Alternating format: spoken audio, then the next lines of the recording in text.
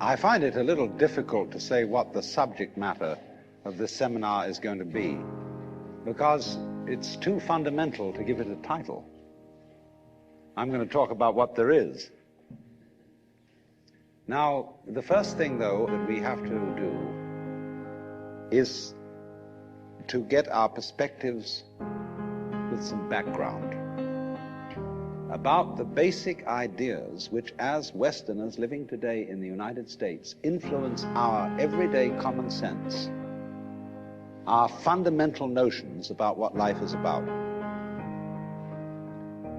And there are historical origins for this which influence us more strongly than most people realize. Ideas of the world which are built into the very nature of the language we use and of our ideas of logic and of what makes sense altogether.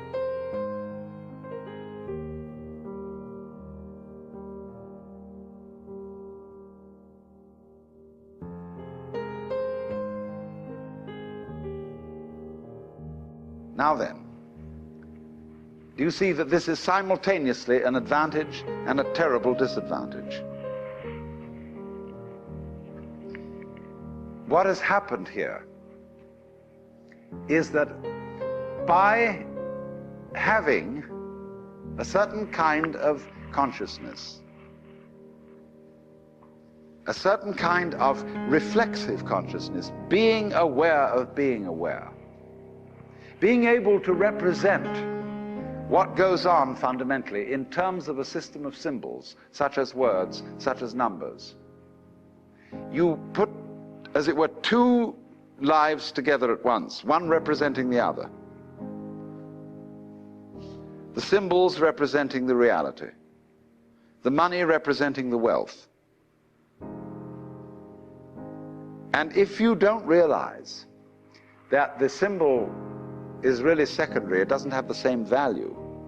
You know, people go to the supermarket and they get a whole cartload of goodies and they drive it through, and then the clerk fixes up the counter and this long tape comes out. And you say, $30, please. And everybody feels depressed. Because they give away $30 worth of paper, but they got a cartload of goodies.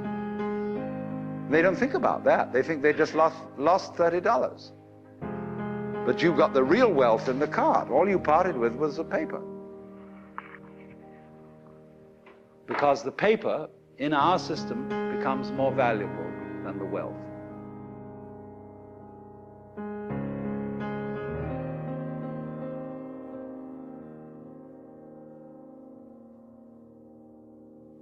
And so what I would call a kind of a basic problem we've got to go through first is to understand that there are no such things as things.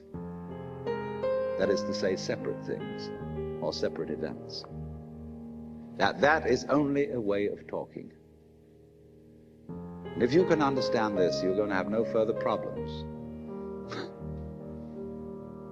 I once asked a group of high school children, what do you mean by a thing? And first of all, they gave me all sorts of synonyms. They said it's an object, which is simply another word for a thing. It doesn't tell you anything about what you mean by a thing. And finally, a very smart girl from Italy who was in the group said a thing is a noun. And she was quite right. A noun isn't a part of nature, it's a part of speech. There are no nouns in the physical world.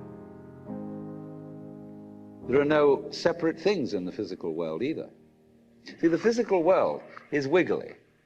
The clouds, mountains, trees, people are all wiggly. And only when human beings get working at things, they build buildings in straight lines and try and make out that the world isn't really wiggly. But here are we sitting in this room all built on straight lines, but each one of us is as wiggly as all get out. Now then, when you want to get control of something that wiggles, it's pretty difficult, isn't it? You try and pick up a fish in your hands, and the fish is wiggly and it slips out. What do you do to get hold of the fish? You use a net.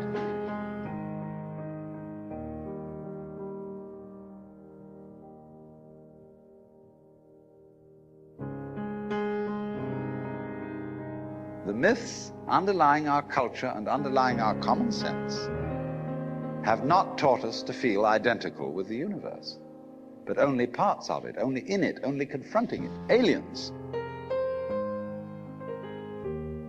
And we are, I think, quite urgently in need of coming to feel that we are the eternal universe, each one of us.